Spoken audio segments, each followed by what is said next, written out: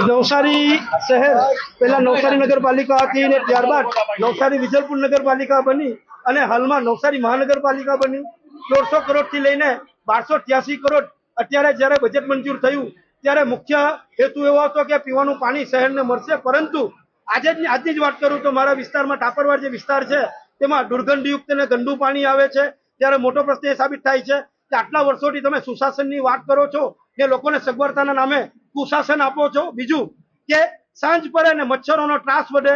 ને જેના કારણે જે ગરીબ વર્ગ છે, જે શ્રમિક વર્ગ છે તે આખી રાત જાગતો રહીને મચ્છર મારવા પડે છે ને જે અધિકારીઓ આવ્યા છે તે એસીમાં ઠંડા કલેજે સુઈ જાય છે, પરંતુ ગરીબોનું કે શ્રમિક વર્ગનું જોવા વાળું કોઈ છે નથી। ખરા અર્થમાં કહું તો અહીં ભારતીય જનતા પાર્ટીના ઈશારે ચાલતા અધિકારીઓને આ મચ્છરદાનીને પાણી બતાવીને આ સંદેશો આપવા માંગીએ છીએ કે આ વખતે ભ્રષ્ટાચાર યુક્ત જે સરકાર આવતી હતી તે નવસારીમાં ભ્રષ્ટાચાર મુક્ત થવા જઈ રહ્યું છે કોંગ્રેસની પેનલ આવીને।